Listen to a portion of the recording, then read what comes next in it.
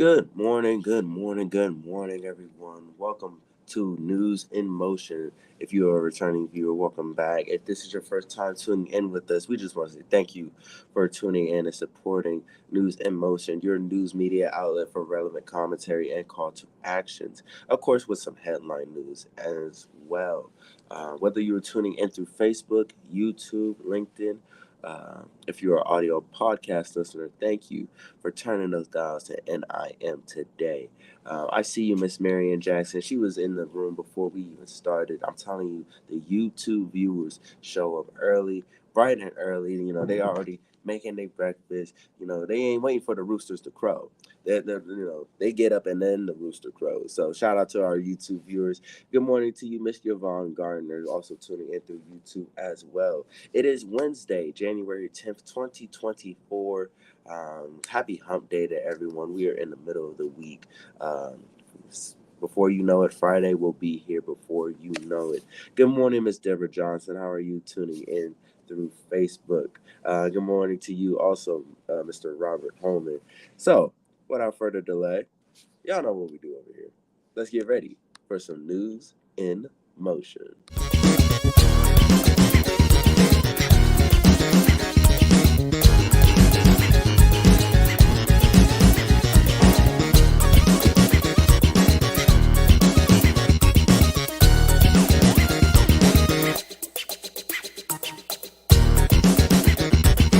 News in motion.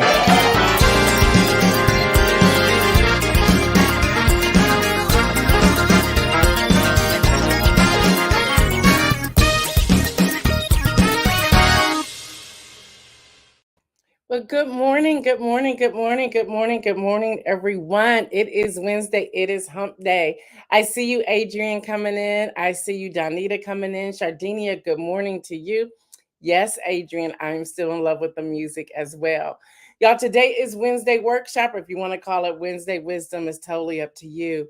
I have a couple of headline news, and then we're going to jump right into the workshop. So if you know anyone who's interested in learning about campaign messaging that can also translate to PTO messaging, running for whatever office messaging. This could be a message for your social media or a message for your organization, whatever it is. You can translate the workshop that I'm going to share today to anything. The title of this workshop today is called Campaign Messaging, but you can tailor it to whatever you need. And I'm dropping some nuggets today. I see you, Dr. Antoinette. I see you. Before we get into a couple of the headline news, before we get into the Wednesday workshop, what's up, Jackie? Tomorrow is Town Hall Thursday. So some of you have been asking, well, how is that going to turn out? What is that going to look like? Well, I'm going to give a couple of news headlines, and then I'm going to open the chat up where I want you to ask questions, okay? And some of these questions will be able to refer to different people. We have a plan to send them to different political uh, officials, as well as those who are running for office, to ask questions, and hopefully they'll respond to us. I see you, Jeff Payne. I see my brother, Liz Pryor. Good morning to you as well.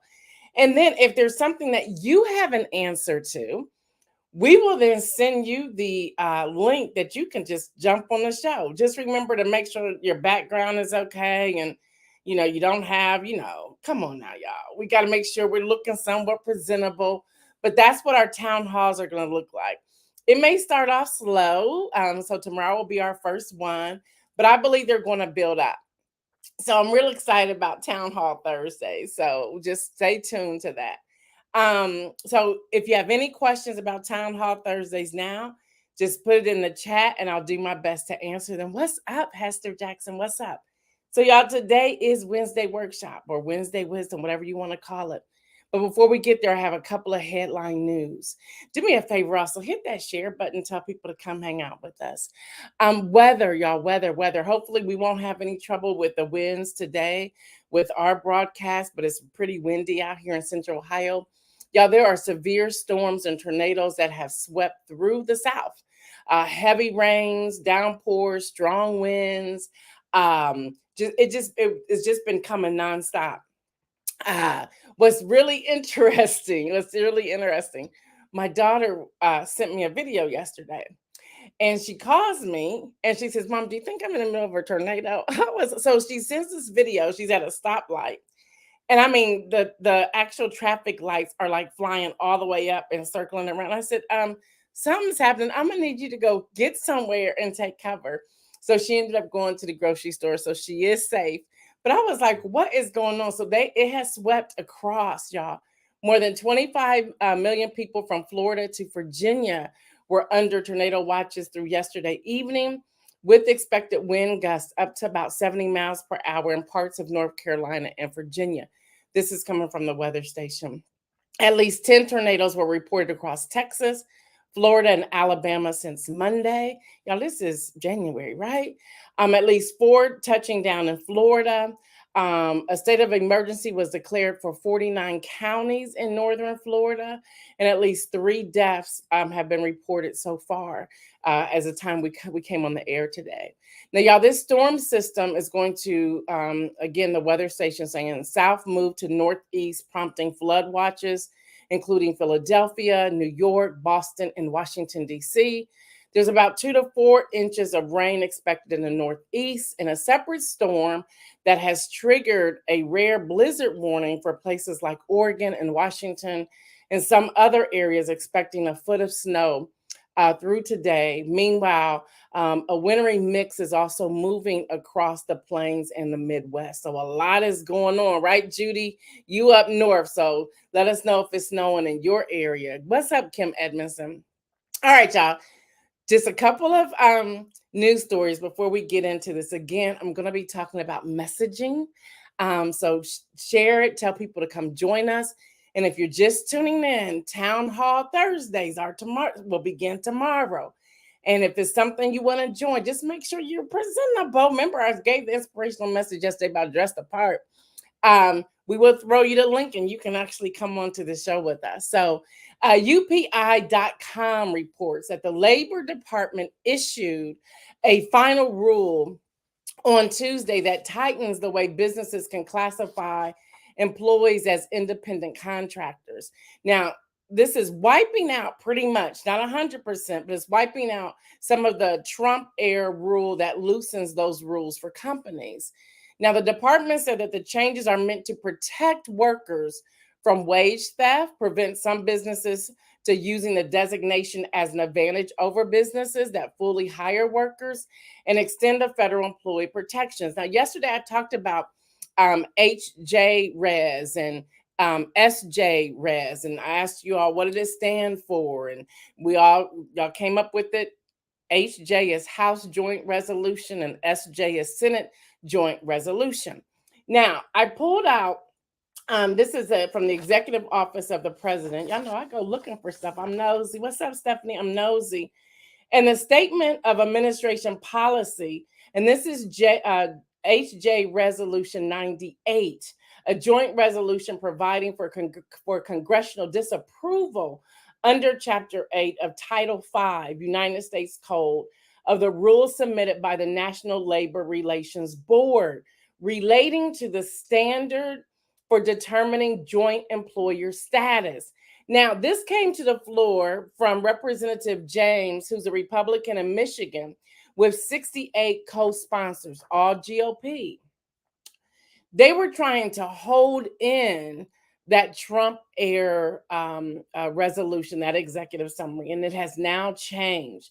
The reason I'm sharing this, there's so many independent contractors on here, business owners on here. I'm one of them. Authors, consultants, whatever it is, whatever your designation. If someone's bringing you into their company and you're using a 1099, you really need to know about this joint resolution 98. You really need to know about it, because although this came out yesterday evening, there's still some rules we need to understand. So y'all, even when it comes to voting, events like this could possibly pertain to you. So a question came up, well, what about Uber drivers? What about Lyft drivers? What about Uber Eats or DoorDash or Mary Kay? That came up. and some of you are on here, paparazzi, you will be a part of this. You need to understand this resolution. Now, the president said if he is presented with HJ 98, he would veto it. They're taking it back. So just to follow the dots, just a moment, it was President Obama who put this in place. It was the former guy who undid all of it. And this now President Biden and that administration that's putting it back in place. So when we're thinking about voting, this could be undone again come 2025. Pay attention. And that's what we're here for on News in Motion, and make sure you're paying attention to rules and laws like this. So we can't sleep. And we're priding ourselves on bringing you things like this.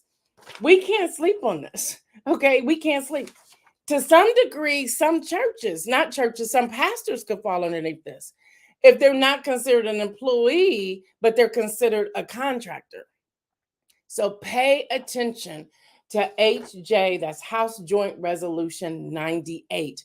So far, the department issued a final rule on yesterday that tightens the way that businesses can do these things. Kim Edmondson says, will you send that out? I can put it in the Friday newsletter. Make sure you have signed up for it's a free news. I'll do that, Kim.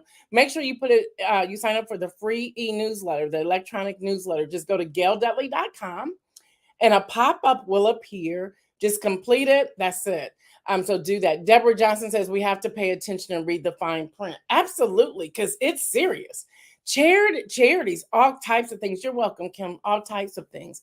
All right, y'all. The other thing before I get to the Wednesday workshop, all of y'all talking about Apple users. Hello, somebody. Now, this may save Apple. Y'all know Apple's been in some kind of trouble lately. Someone found an iPhone that fell 16,000 feet from that Alaskan Airlines, y'all, flight. A man named Sean Bates found the iPhone on the side of the road in Oregon. It was fully intact, y'all. There wasn't a scratch on the phone. With the battery life, it still had battery life. And he shows pictures. So if you want to see the pictures, I was waiting for permission to use. I didn't hear back from him. He has so many people commenting and so many news outlets asking for things that he wasn't responding, and he actually stopped the comments. But if you want to go see the images yourself, all of you Samsung people that think our iPhones are nothing, go to @Sean Safry, and that's SeanSafyre. On X. He's on X, so you got to go to X to see it. Again, that's Sean Fry. You might be able to Google the iPhone that fell from the sky. There may be pictures if he released it to any other news outlets. But yeah, I'm sure he's probably looking for some money for that, which I don't blame him. He found the phone. And what about the young teenager? He said he's so thankful he kept his seatbelt on. His shirt went out the window, like just ripped off of him. He got some scars and things. So y'all, those who survived that, that was a miracle. So we need to call it what it is, a miracle. All right, y'all, let's go to Wednesday workshop. Again, let people know.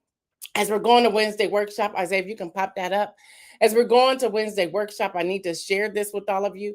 This is my intellectual property. You do not have permission to duplicate, to use in any form without seeking my permission first. Okay, my daughter's going to fight me later. She already told me to only give so much information. And for those of you who may be tuning in from schools, universities, colleges, or campaign offices, you can't hire me on a contract. So just let me know. My information will be towards the end. So we're going to talk about campaign messaging today and what it looks like. All right, here was a quote from Mario Cuomo. He's no longer with us, but he was the governor for the longest in New York. You campaign in poetry, which means those are your words, what you're putting out there, how it sounds, how it's resonating with people. But you govern in prose, which means the sequence of how it's going to come out. And I thought that was a fitting quote to share in the beginning. So, with that, y'all, political messaging is driven by political considerations and a focus on the constituents or target audience.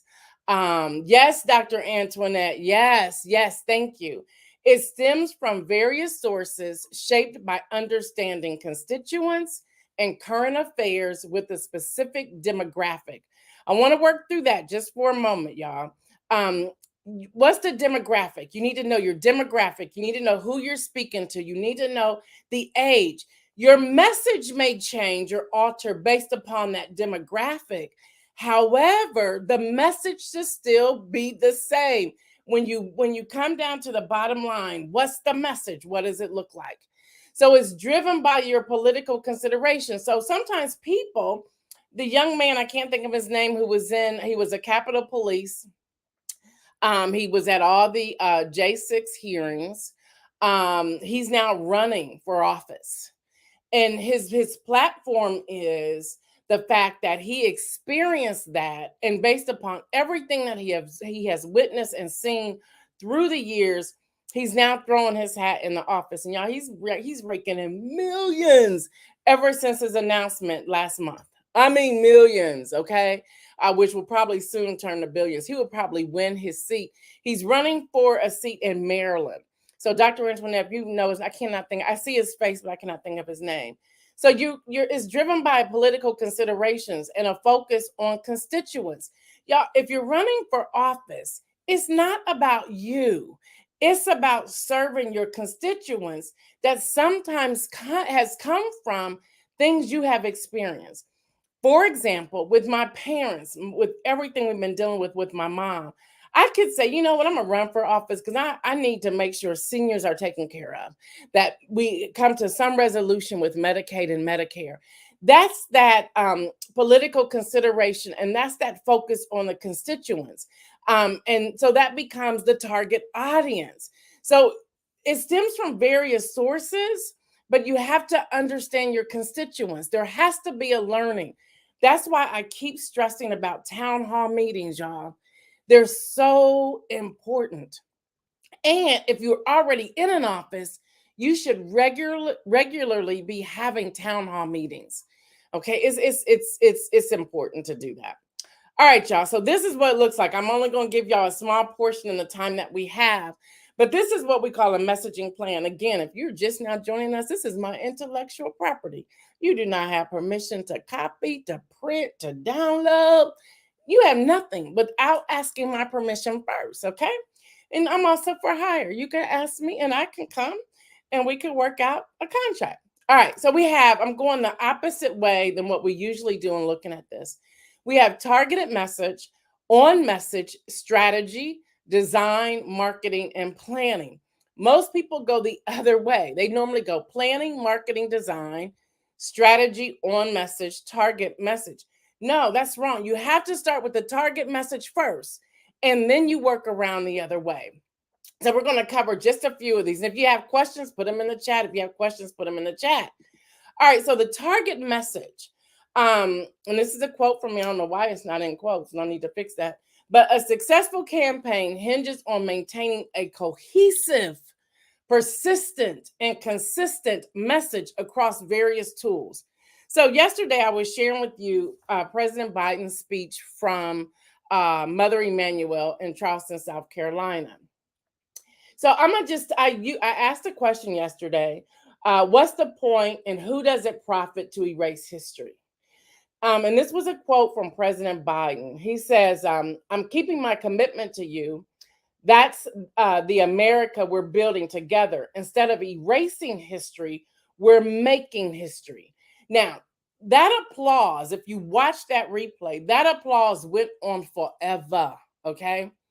Right there, his communications team should have said, "We need to grab that." And they would grab that and deal with this cohesive, persistent, and consistent message by saying, instead of erasing history, we're making history. And then start listing how they're making history. And they can come back with making history with jobs, unemployment, insulin, Medicare, wealth gap, housing, HBCU, student loan debt, lead pipes, clean energy, childcare, justice. That's exactly how they need to do this. Now, Biden administration, you can call me. I can show you how to do this. No problem. But this is how they should be doing this. So their key line, if you go through that entire speech, the number one applause was nothing else except this. Instead of erasing history, we're making history. And whoever wrote that line, you need to get a raise because that was the bomb line. That is how you build your messaging. Again, I'm talking about campaign messaging, but this information that I'm sharing today can be used in any way. All you have to do is grab it and put it together. Let me know in the chat if y'all are with me because y'all are pretty quiet today. Let me know if you're with me. All right, here's another quote from Gail Dudley, News in Motion. Tailored communication is the skill of creating messages that connect with a specific age-based audience segments, addressing their needs, their pain points, and goals effectively. Let me break this down for you real quick.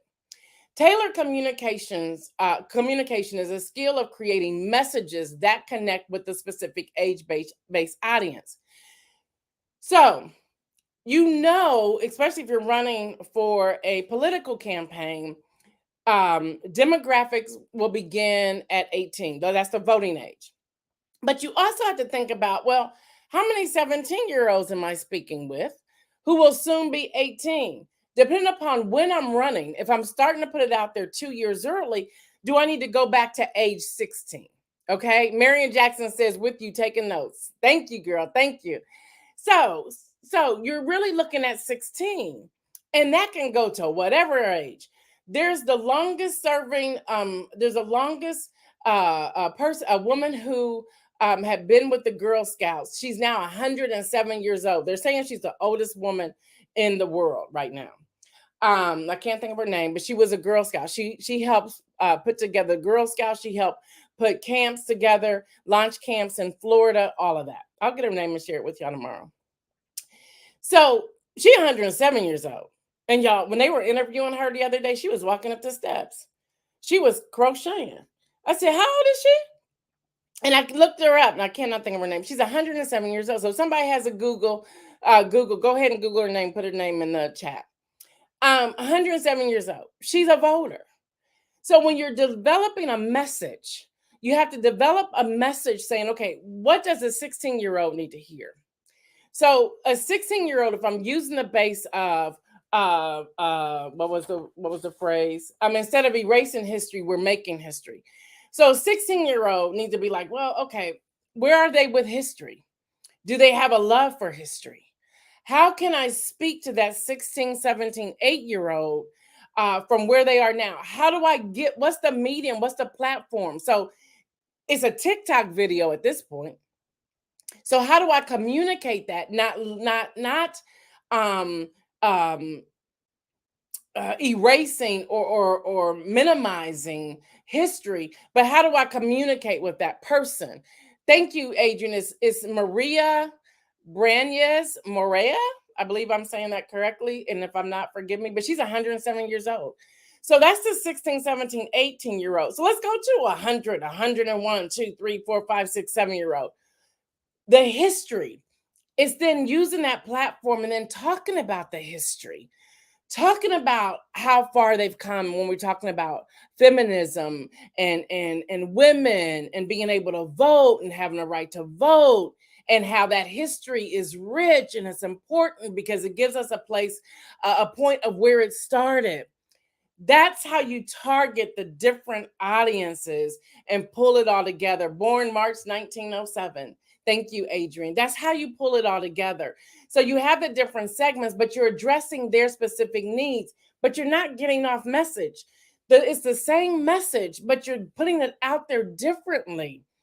The way President Biden gave the message at Mother Emanuel AME Church, that same message can be recreated for the park, because he's not going to use some of that same language that he used in the church in the park, not necessarily. Okay.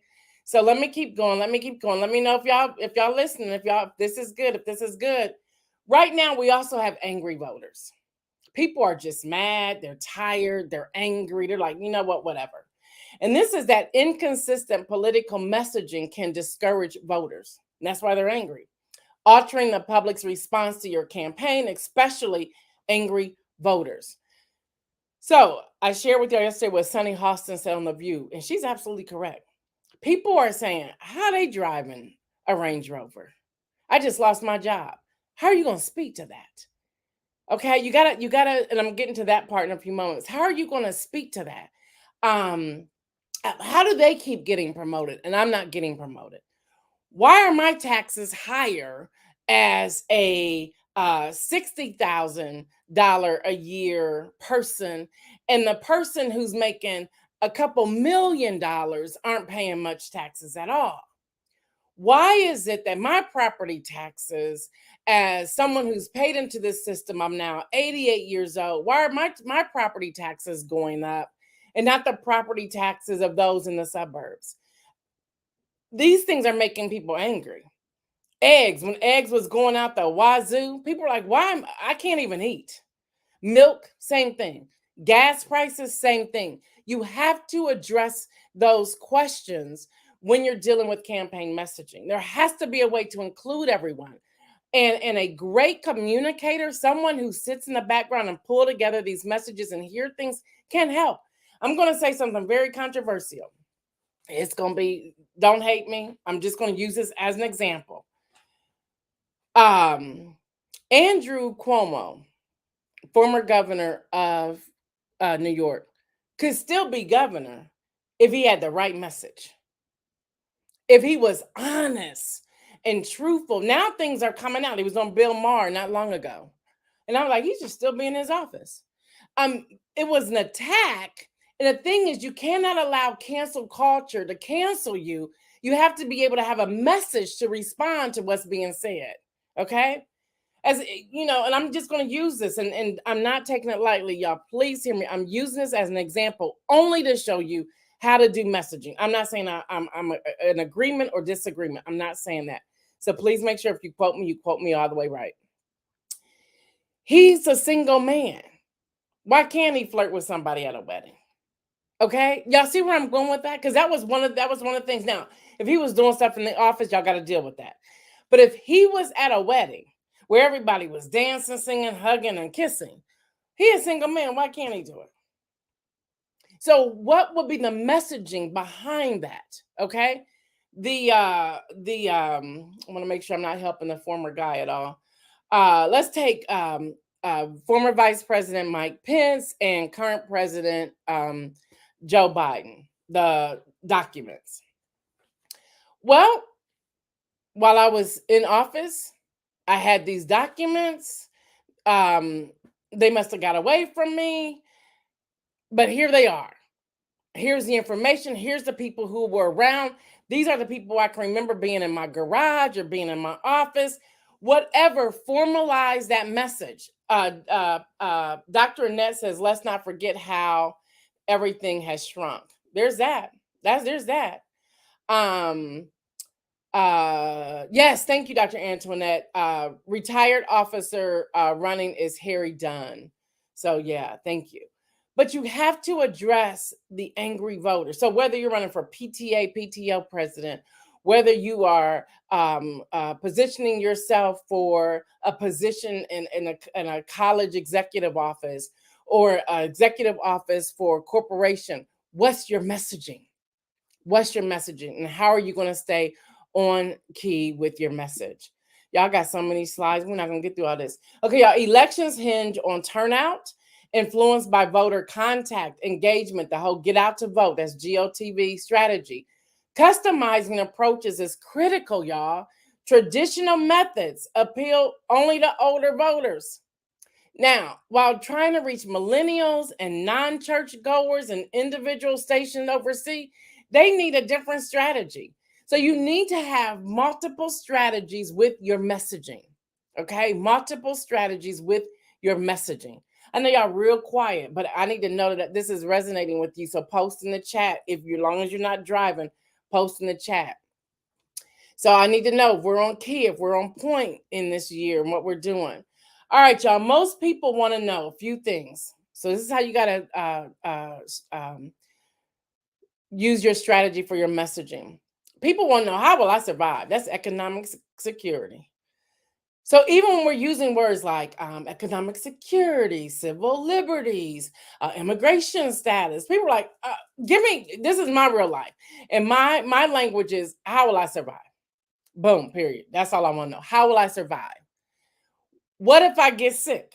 That's healthcare. They're saying, okay, what if I get sick? What if my parents get sick and they need to move in a nursing home? What does that look like? That's what they want to know. They don't want to know the overall general healthcare rule. No, what if? And how are you going to help me? Especially if they paid into all this all their lives. What are you going to do for me? People want to know, will I have a job?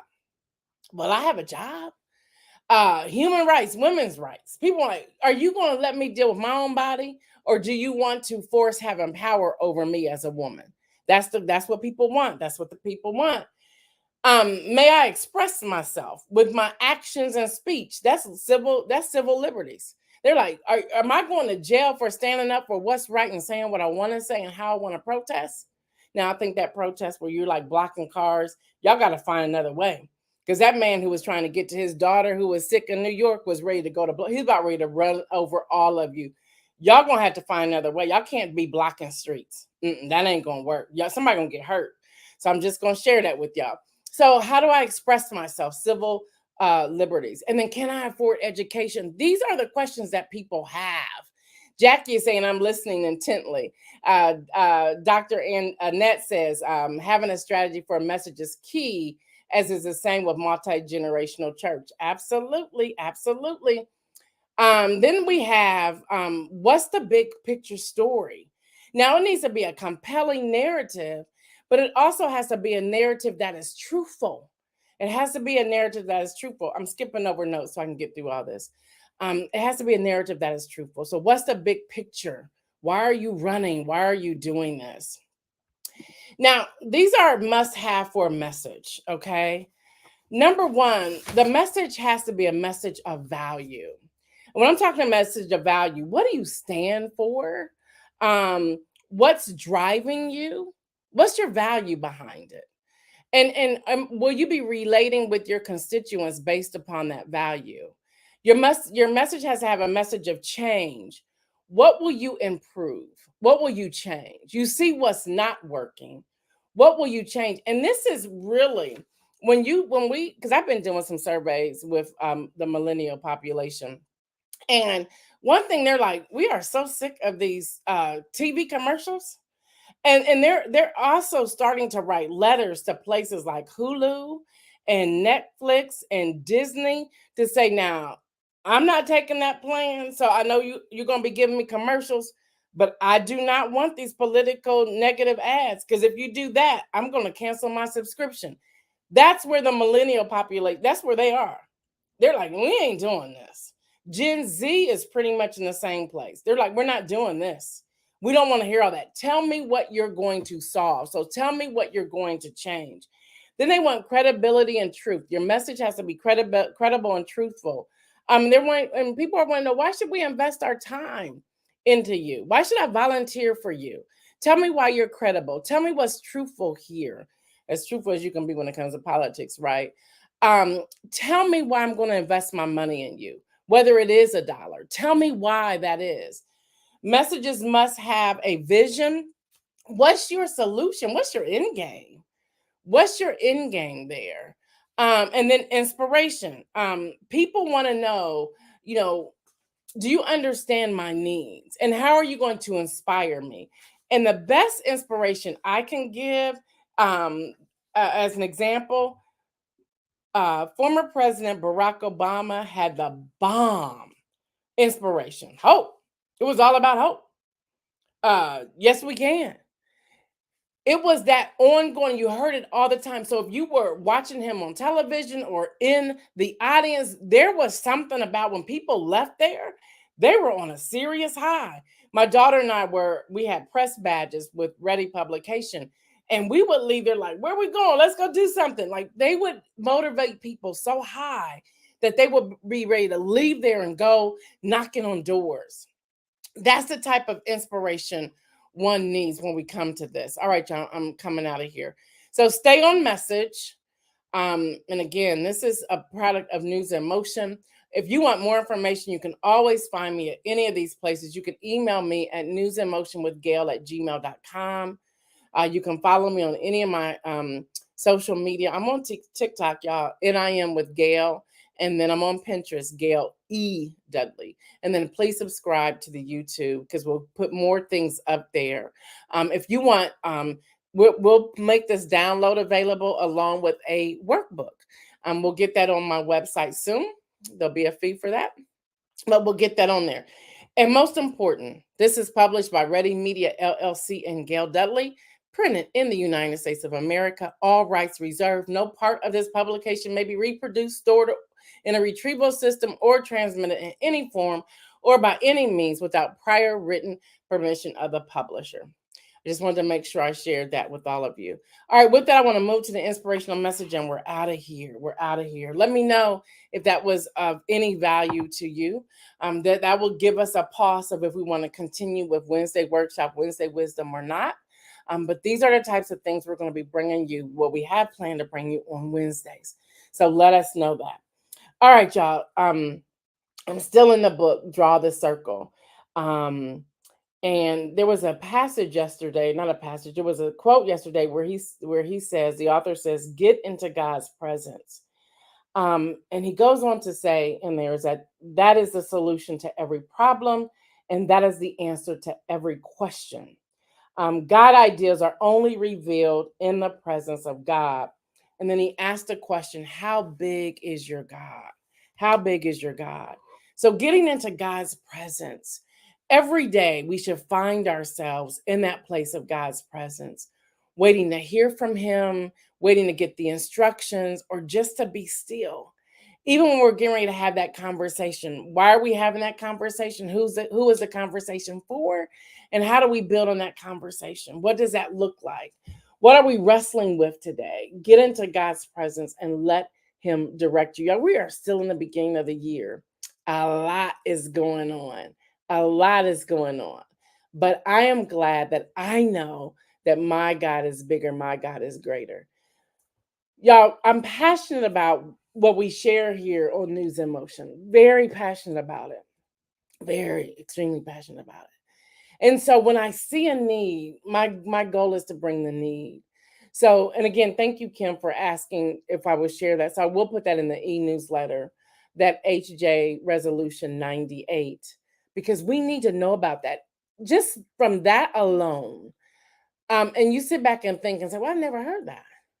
I didn't know where that stemmed from. That's what we're doing here on News in Motion, making sure we're bringing you that type of content to prepare you, to give you the tools and the resources that are needed. And that comes from me being in God's presence. It really does. I'm always asking God, where do I go? What do I say? Which direction do I take? What's the best angle to run with it? And even with that, me asking you, okay, what do y'all think? I guess it really doesn't matter because God's already told me. So I kind of like contradicted myself. I'm literally hearing God like, oh, I thought I told you to do that. So y'all, you may say, well, this isn't for me, but you may know somebody who it is for. It's the video out there. Tell them to go to the YouTube and check it out. YouTube.com/Gail Dudley. So y'all, Town Hall Thursday is tomorrow. Town Hall Thursday is tomorrow. You are welcome, Judy. Thank you, Marion. You're welcome. Town Hall Thursday. Again, let me break down what Town Hall Thursday is all about. We want to make sure my goal is to build up these town halls, okay, to get you excited about going to a town hall meeting more than once, to see what's happening, to take notes so that and you're not allowing the media to twist any information for you. So on Town Hall Thursday, you'll have an opportunity to put questions in the chat, or if you put in the chat, hey, I want to come on, we were going to throw you the link and you can come on. Kim Edmondson says, I have someone I plan to share this with. Great. You can throw them the link and tell them to come on. We can throw you the link and you can come on and join us. So get ready, be presentable, dress the part if you're going to do that. So it's a town hall tomorrow. So get ready for the town hall. All right, y'all. Y'all know what I say. Stay well, everyone. And remember, make some bold moves. We're out.